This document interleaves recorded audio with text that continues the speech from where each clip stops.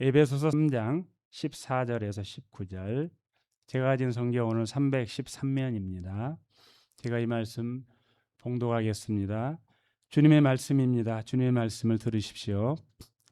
이러므로 내가 하늘과 땅에 있는 각 족속에게 이름을 주신 아버지 앞에 무릎을 꿇고 비노니 그의 영광의 풍성함을 따라 그의 성령으로 말미암아 너희 속사람을 능력으로 강건하게 하시오며 믿음으로 말미암아 그리스도께서 너희 마음에 계시게 하시옵고 너희가 사랑 가운데서 뿌리가 박히고 터가 굳어져서 능히 모든 성도와 함께 지식에 넘치는 그리스도의 사랑을 알고 그 너비와 길이와 높이와 깊이가 어떠함을 깨달아 하나님의 모든 충만하신 것으로 너희에게 충만하게 하시기를 구하노라.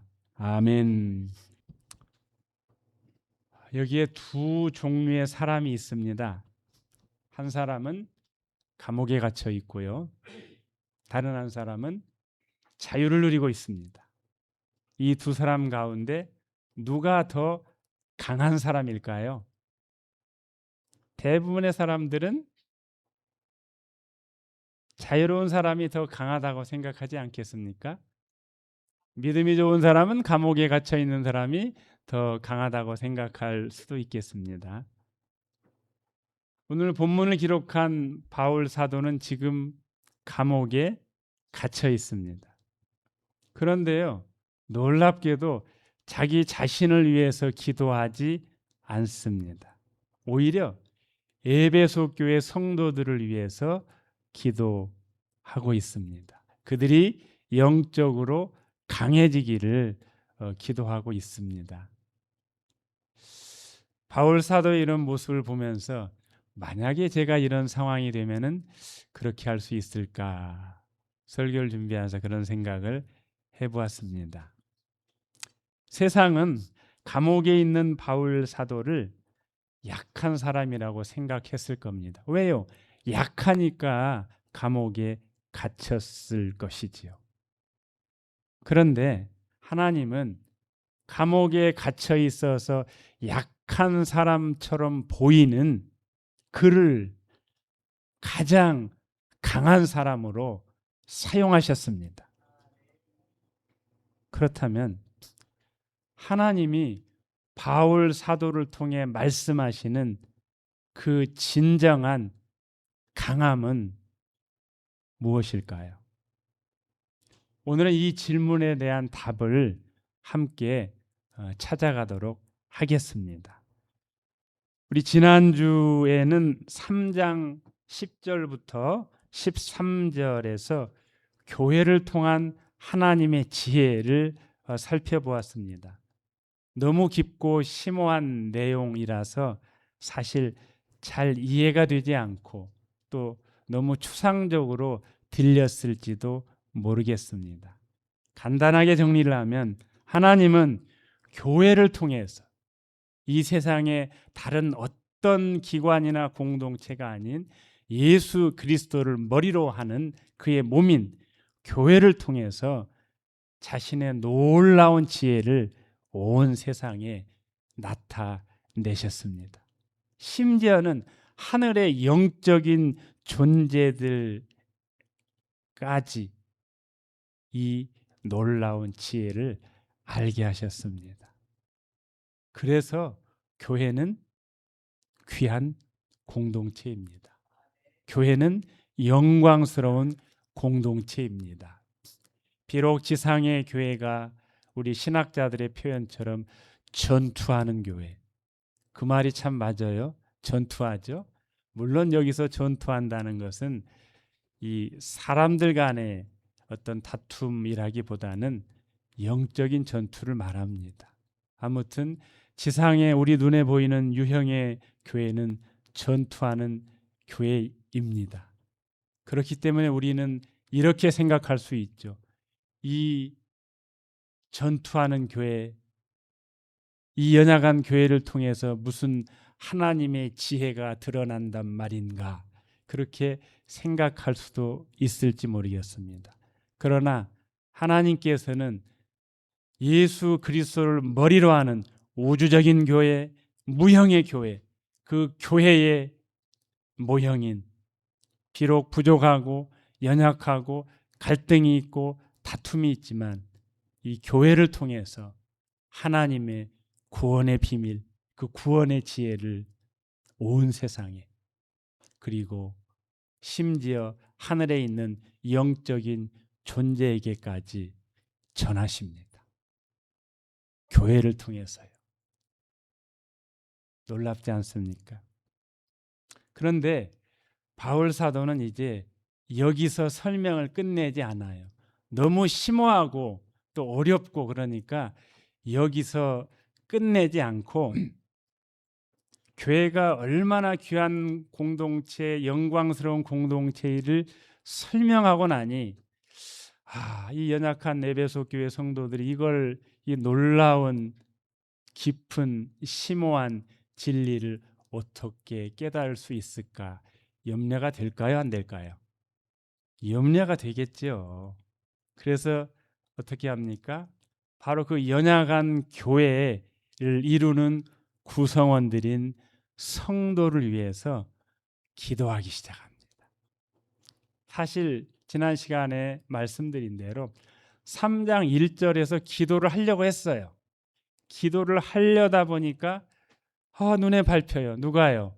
에베소 교회 성도들이 밟혀요. 이제 뭐 신앙생활 막 시작한 지 얼마 안 됐는데 눈에 밟혀요.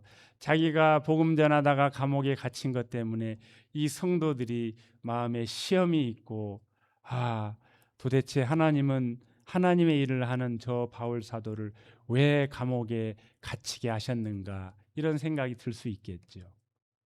그래서 이렇게 기도를 하려고 했어요. 3장 1절에 이러므로 그리스도 예수의 일로 너희 이방인을 위하여 갇힌 자 된다 바울은 하고 기도를 시작하려다가 말고, 말씀드린 대로 믿음이 연약한 에베소 교회 성도들이 생각이 났어요.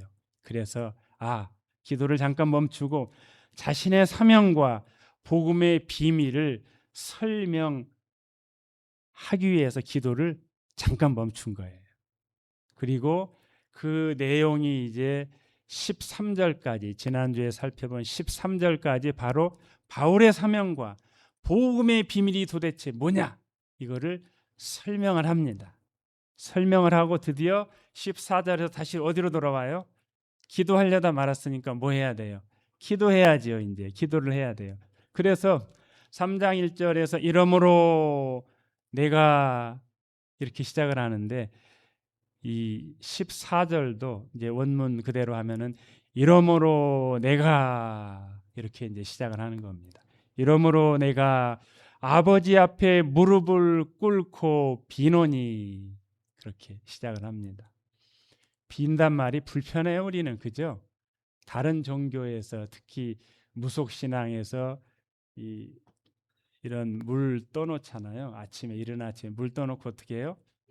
비나이다 비나이다 이러잖아요. 이 빈다라는 표현이 사실은 기도한다라는 그런 표현인데, 이 무속신앙에서 이 용어를 사용하기 때문에 사실은 좀, 저는 이 용어보다 그냥 기도한다는 말이 있는데 이렇게 좀 이제 중국어 성경을 기반으로 번역을 해서 참 저는 불만이 있어요, 개인적으로. 그러니까 이러므로 아버지 앞에 무릎을 꿇고 내가 기도하노니, 이러면 훨씬 더 좋을 것 같은데, 그래서 저는 뭐 실력이 안 되는 학자라서 그 번역위원으로 안 불러줘서 저는 어쩔 수 없습니다만, 자, 여기서 이러므로라는 말이 바로 이 이러므로 시작되는 이 14절부터 마지막 21절까지는 결론이에요. 1장부터 3장은 이론편, 4장부터 6장은 실천편. 에베소서가 6장으로 되어 있다고 그랬잖아요. 그래서 우리가 기억하기 좋게 딱 절반을 잘라가지고 1장부터 3장은 이론편, 4장부터 6장은 그 이론을 들었으니까, 심오한 이론을 들었으니까 어떻게 살아라, 실천편이에요.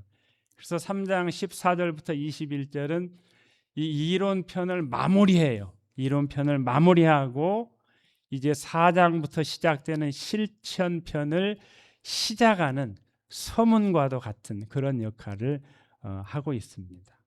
그 중에서도 이제 14절부터 오늘 19절까지 읽었는데 오늘은 17절 상반절까지 말씀을 좀 살펴보려고 그래요. 우리말 성경은 이렇게 그냥 계속 이어서 해서 19절에 가서야 문장이 끝나요. 그래서 예를 들어서 제가 성경을 봉독하는데 17절에서 끝난다고 믿음으로 말미암아 그리스도께서 너희 마음에 계시게 하시옵고 이렇게 성경 봉독을 끝내면 이상하잖아요. 그죠? 이상해요. 계시기를 원하노라 뭐 이렇게 번역이 됐으면 괜찮은데 그래서 오늘 19절 가서야 구하노라라고 문장이 끝나서 오늘 19절까지 읽었고 오늘 설교 본문으로는 17절 앞부분까지로 이렇게 살펴보도록 하겠습니다.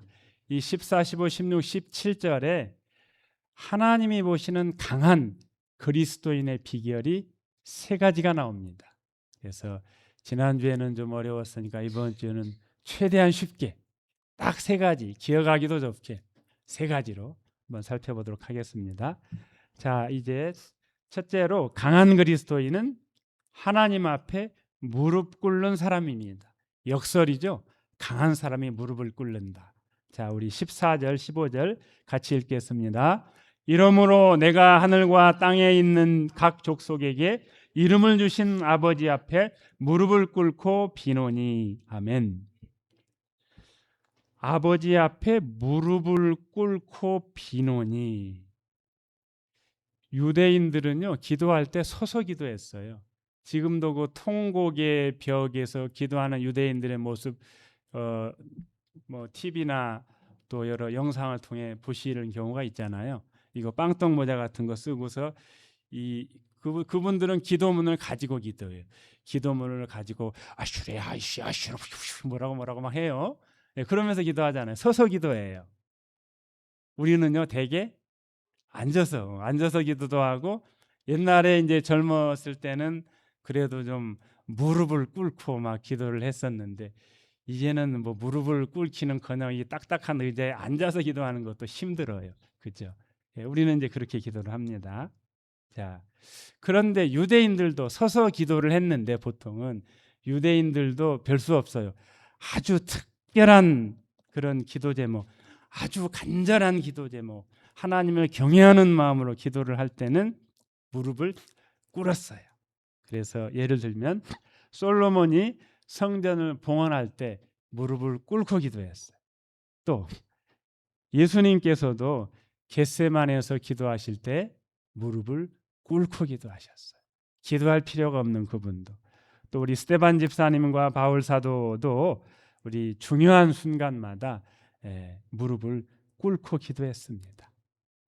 자, 그럼 바울 사도는 왜 이렇게 무릎을 꿇고 기도를 했을까요? 지금 어디 있어요? 감옥에 있었기 때문에 뭐 사람의 힘으로 아무것도 할 수 있는 게 없어요. 감옥에서 뭘 할 수 있겠어요? 우리 한국의 정치 지도자들은 감옥에서 책을 읽고 나오더라고요. 그죠? 근데 이 당시에 바울 사도 1세기에 무슨 뭔 책이 어디 있어요? 할 수 있는 게 없어요.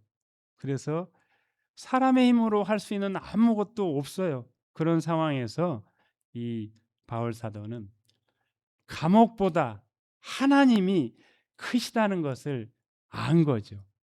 그래서 사람 앞이 아니라 하나님 앞에 무릎을 꿇었습니다. 우리는 어려움이 생기면은 사람을 먼저 찾아갑니다. 저는 안 그럴 줄 알았어요. 저는 안 그럴 거라고 생각하시겠죠. 저도 별 수 없더라고요. 문제가 생기니까 사람 먼저 생각이 나요. 이 문제를 어떻게 해결해야 될까?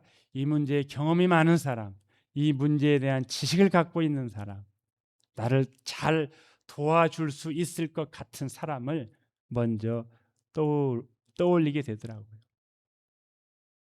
사람을 먼저 찾고 돈을 먼저 찾고 경험을 먼저 찾는 것이 우리들의 모습입니다. 그게 아니라는 건 아니죠. 근데 우선순위가 그것을 먼저 찾는 게 아니고 우리 믿음의 사람은 먼저 하나님 앞에 무릎을 꿇습니다. 왜요? 문제보다 하나님이 크시기 때문입니다. 아멘이시죠?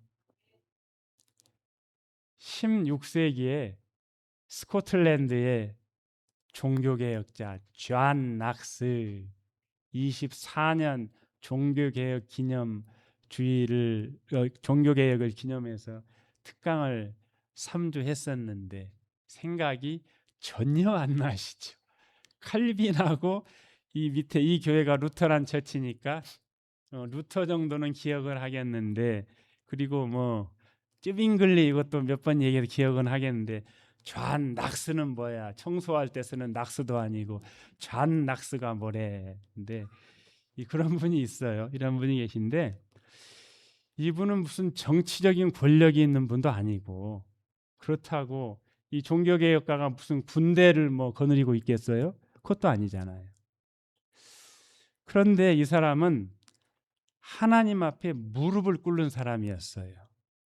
그래서 참 놀라운 말을 듣습니다.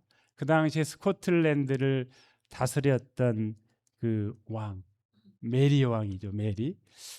개 이름도 아니고 메리 여왕이에요. 메리 하여간 메리 여왕이었어요. 근데 이분이 유명한 말을 남겼어요. 나는 유럽의 모든 군대보다 존 낙스 한 사람의 기도를 더 두려워한다. 참 놀라운 말이지 않습니까? 칼도 없고 군대도 없던 한 사람의 기도를 왕이 두려워했던 겁니다. 왜 그랬을까요? 존 낙스가 강해서일까요? 아닙니다.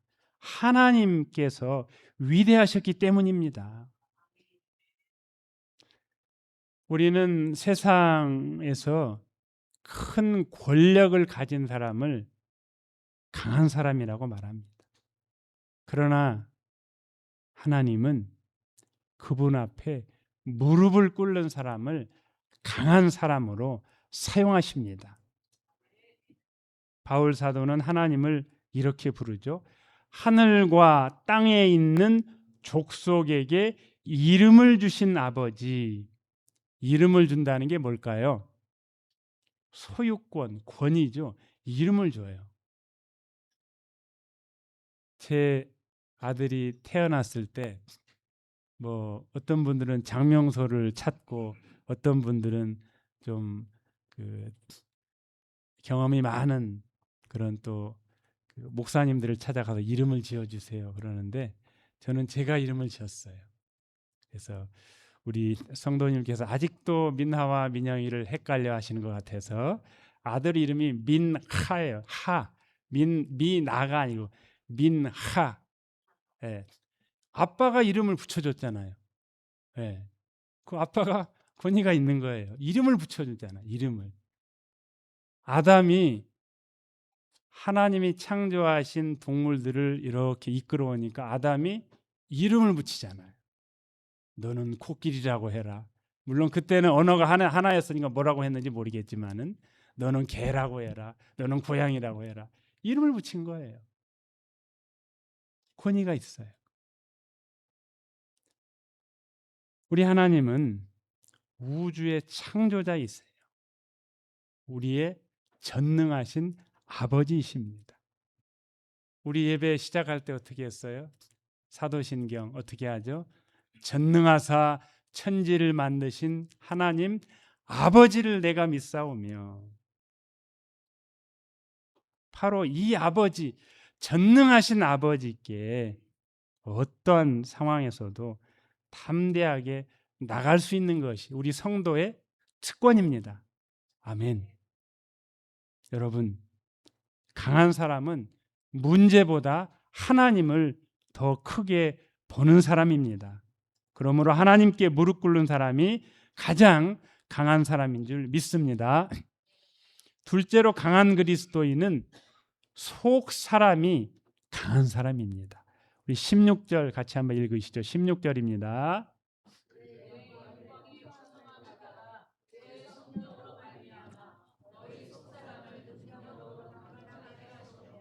아멘. 바울 사도는 성도들을 위해서 가장 먼저 무엇을 기도했습니까? 건강도 아니고요.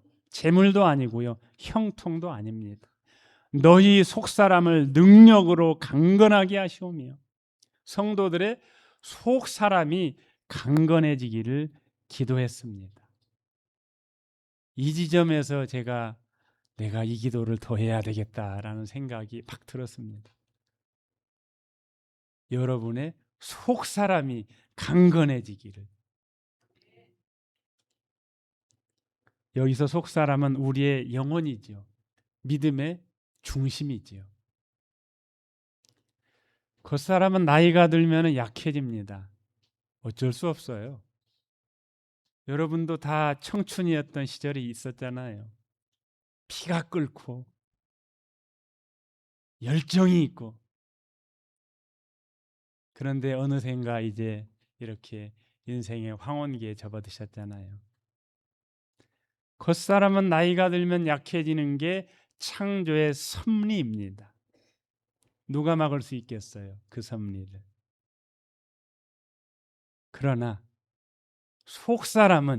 우리의 속사람은 성령님 안에서 날마다 새로워질 수 있는 줄 믿습니다. 바울 사도는 고린도후서 4장 16절에서 이렇게 말합니다. 우리 같이 한번 읽으실까요? 우리의 겉사람은 낡아지나 우리의 속사람은 날로 새로워지도다. 아멘. 이런 은혜가 저와 여러분 가운데 있기를 바랍니다. 우리에게 가장 큰 문제는 환경이 아니라 속사람이 약해지는 것입니다. 속사람이 약하면 작은 일에 쉽게 낙심하고 작은 시험에도 흔들립니다. 나이가 들어갈수록 별거 아닌 거 가지고 속이 상하고 삐지게 돼요. 저는 제 또래보다 더 급하게 늙어가는 것 같아요. 우리 아이들이 저를 좀 그렇게 얘기를 하면은 왜 이렇게 자꾸 삐지는지 몰라요. 그래서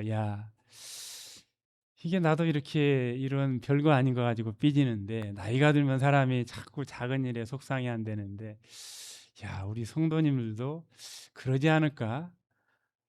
목사의 작은 말 한마디, 목사의 작은 제스처 하나에 우리 성도들도 막 삐지는 건 아닌가? 그런 생각을 해봅니다. 우리의 속사람이 약해서 그래요. 속사람이. 우리 속사람이 넉넉하고 강하면은 이 마음의 공간이 넓으면은 뭐 그냥 사소한 거에서 그냥 넘어가잖아요. 우리 자동차 바퀴로 비유를 들어볼까요? 바퀴가 작으면은 이 조그만한 이 파톨 같은데 지나갈 때 그냥 충격이 어때요? 크잖아요. 이 바퀴가 크면 어때요?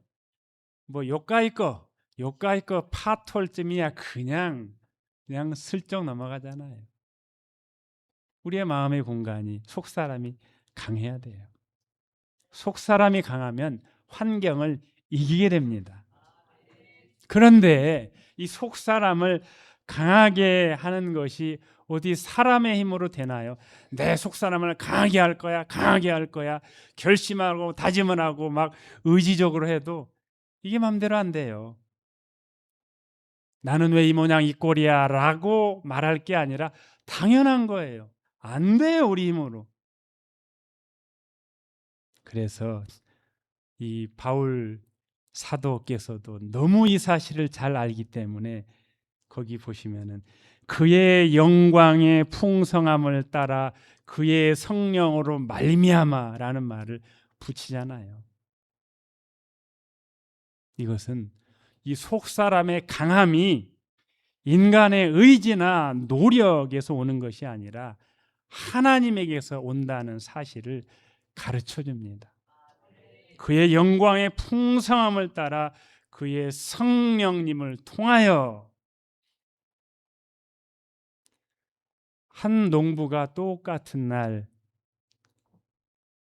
사과나무 두 그루를 심었습니다. 한 그루는 어떻게 이렇게 더디게 자라는지 똑같이 잘 보살펴 주는데 한 그루는 참 안 자라요. 더디게 자라기는 하지만 땅속 깊이 뿌리를 내리고 있었어요. 그런데 다른 한 그루는 야, 뭐 키우는 보람이 그냥 느껴지게 그냥 하루가 다르게 쑥쑥쑥 자라요. 몇 년 뒤에 큰 태풍이 왔습니다. 겉으로 보기에 크고 화려하고 잘 자랐던 나무 어떻게 되었을까요? 뿌리가 약하니까 쓰러졌어요. 우리 옛날 세종대왕님도 그렇게 얘기했잖아요. 뿌리 깊은 남간 바람에 안 밀세 꽃 띄었고 여름 하나니. 제가 공부 좀 했어요. 그런데 천천히 자랐던 나무 도대체 얘는 자라는 거야 마는 거야. 자라는 것 같지도 않았던 그 그냥 꼴사납게 보였던 그 나무는 그 큰 태풍에도 움직이지 않고 딱 자리를 지키고 서 있었어요. 왜 그래요? 비록 눈에는 보이지 않았지만 땅속 깊이 뿌리를 내리고 있었기 때문입니다. 영적인 원리로 볼 때 우리의 신앙도 이와 같습니다. 사람들은 겉모습을 보죠. 그러나 하나님은 속사람을 봅니다. 기도와 말씀으로 뿌리를 깊이 내린 사람은 인생의 폭풍이 와도 넘어지지 않습니다. 우리 교회 성도들을 보면 젊은 사람보다 몸은 약할지 몰라도 기도의 뿌리가 깊어서 흔들리지 않는 분들이 계십니다. 이런 분들이야말로 영적으로 강한 사람들입니다. 우리의 겉사람은 예전 같지 않을 수 있습니다. 그러나 속사람은 지금도 얼마든지 강해질 수 있습니다. 기도할수록 말씀을 가까이 할수록 성령님께서 우리를 새롭게 하십니다. 우리의 힘은 한계가 있지만 하나님의 은혜는 한계가 없습니다. 우리의 결심은 쉽게 흔들립니다. 그러나 성령님께서 주시는 능력은 우리를 끝까지 붙들어 주십니다.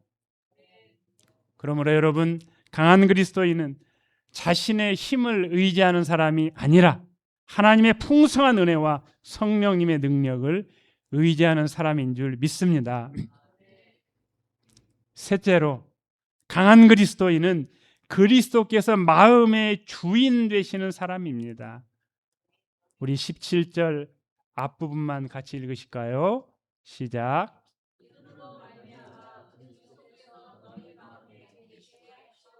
아멘. 예수님은 지금 우리 마음에 계시잖아요. 그렇죠?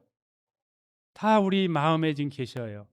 우리 전도 집회 때 처음 나오신 분도 그날 예수님을 진심으로 영접을 했다면 우리 안에 지금 마음에 계시는 거예요. 자, 그런데 바울 사도는 왜 예수님 우리 마음 안에 계시는데 뭘 또 새삼 마음 안에 계시게 해달라고 기도를 할까요? 이런 생각 안 해보셨어요? 예, 성경 믿음이 좋아서 너무 믿음으로 성경을 읽으시니까 성경이 궁금한 거는 질문을 해야 돼요. 저한테 질문하면 저는 잘 모르니까 성령님께 질문을 하세요. 그래도 잘 성령님이 바로바로 대답을 안 해주시니까 뭐 또 저 같은 목회자나 신학자에게 질문을 해 주셔야 되겠습니다만 읽으면서 좀 의심이 가는 건 좀 이제 그 질문을 하세요. 아니 예수님이 우리 안에 계신데 뭘 또 새삼 그리스도께서 너희 마음에 계시게 하시옵고 뭐 이렇게 기도를 할 필요가 뭐가 있어요? 자, 근데 여기서 이 계신단 말은 그냥 잠깐 방문했다 가신다는 그런 의미가 아니고 그냥 영원히 거주하고 주인이 되어서 다스린다 그런 의미를 담아가지고 계시게 하시옵고 그렇게 번역을 한 거예요. 도저히 우리말로 어떻게 한 단어로 번역을 할 수가 없어서 예수님께서 우리 마음에 영원히 살고 계시고 주인으로 우리를 다스려 주신다라는 말을 이 긴 말을 어떻게 한 단어로 어떻게 말해요? 그래서 그냥 계시게 하시옵고 그냥 그렇게 한 거예요. 그러니까 다시 말하면 예수님이 내 안에 계시는 것 여기서 한 걸음 더 나가서 내 삶 전체를 다스리는 주인이 되시는 것입니다. 안에 계시기는 계시는데 내 발밑에 계세요. 마치 알라딘 램프 아시죠? 쓱 문지르잖아요. 램프 비슷한 게 없네. 램프를 쓱 문지르면은 램프의 요정이 나타나서 주인님 뭘 해드릴까요? 그러잖아요. 우리 예수님, 능력이 많은 예수님을 우리 많은 성도들이 그렇게 알라딘 램프의 요정처럼 생각하고 예수님을 부리려고 그래요. 발밑에 놓고 예수님 이거 해요, 저거 해요. 왜? 예수님은 능력이 많으시니까. 그러니까 그게 아니라는 거죠. 많은 사람들이 예수님을 구세주로는 믿지만 삶의 주인, 주님으로는 모시지 못하는 경우가 많아요. 구주와 주님으로 모셔야 돼요. 주일은 예수님께 드리지만 월요일부터 토요일까지는 그냥 내 마음대로 내가 주인이 돼서 살아가는 경우가 많습니다. 그러나 진정으로 강한 그리스도인은 삶의 모든 영역을 주님께 맡깁니다. 주님이 주인이 되어서 다스리는 거예요. 가정도, 재정도, 시간도, 건강도, 미래도 다 그리스도의 다스림을 받습니다. 여러분 집에 손님 초대하기가 좀 어려우시죠? 우리 하우스에 사시는 분들은 그래도 이렇게 초대를 할 수 있는데 시니어 아파트 사시는 분들은 쉽지가 않은데 자 많은 보통 사람들이 손님이 집에 오면 어떻게 합니까? 그냥 거실에서 주로 차 마시고 그냥 대화를 하잖아요. 그런데 집주인은요? 안 가는 데가 없잖아요. 다 가잖아요. 구석구석 뭐 부엌도 안방도 서재도 창고도 집도 화장실도 다 다니잖아요. 왜요? 주인인데 주인이 맘대로 하는 거죠. 혹시 예수님께 내 마음의 거실 한 공간만 그렇게 내어드리고 있지는 않습니까? 예배 시간만, 주일만, 어떤 한 부분만 내드리고 있지 않냐는 거죠. 나머지 방은 여기 요 방은 주님 이 방은 저만 있는 곳이에요. 침해하지 마세요. 예, 이건 스텝 온리가 아니라 이건 미 온리예요. 아이 온리예요. 오지 마세요. 여긴 내 거예요. 내 방이에요. 들어오지 마세요. 여긴 제 영역이에요. 문을 꼭꼭 닫아놓고 있지는 않습니까? 그 방에다가 온갖 지저분한 거 다 갖다 놓고 아닌 척하고 여긴 좀 들어오지 마세요, 주님. 그러고 있지는 않습니까? 우리 주님은 마음의 거실만 사용하기를 원하지 않으십니다. 우리 마음의 전체 모든 방에 주인이 되기를 원하십니다. 예수님이 그야말로 이 집 전체를 우리 마음의 집 전체를 다스릴 때 그 사람이 변화됩니다. 우리의 삶은 내가 다스릴 때보다 예수 그리스도께서 다스릴 때 가장 건강하고 가장 견고하기 때문입니다. 바로 이것이 사도 바울이 말하는 영적인 강함입니다. 강한 믿음은 내 의지에서 나오는 것이 아니고 내 안에 거하시는 예수 그리스도에게서 나옵니다. 유명한 말씀 갈라디아서 2장 20절 아시지요? 그런즉 이제는 내가 사는 것이 아니요 오직 내 안에 누가 살아요? 그리스도께서. 아멘. 이것이 강한 그리스도인의 비결입니다. 강한 그리스도인은 단순히 의지가 강한 사람이 아니라 삶의 모든 전 영역이 예수 그리스도의 다스림을 받는 사람입니다. 여러분, 내가 인생의 주인이 될 때는 쉽게 흔들리지만 예수 그리스도께서 내 삶의 주인이 되실 때 어떤 환경 속에서도 흔들지 않는 믿음으로 살아가게 될 줄 믿습니다. 이제 말씀을 맺겠습니다. 주님께서는 오늘 바울 사도를 통해서 강한 그리스도인의 세 가지 비결을 말씀하십니다. 첫째, 강한 그리스도인은 하나님 앞에 무릎 꿇는 사람입니다. 둘째, 강한 그리스도인은 성령님으로 속 사람이 강건해지는 사람입니다. 셋째, 강한 그리스도인은 그리스도께서 마음의 주인이 되시는 사람입니다. 이 세 가지를 자세히 보면 삼위 하나님이 모두 등장을 해요. 우리는 아버지 하나님께 기도하고 성령님의 능력을 공급받고 예수 그리스도께서 우리 마음 안에 거하심으로 참된 강함을 누리게 됩니다.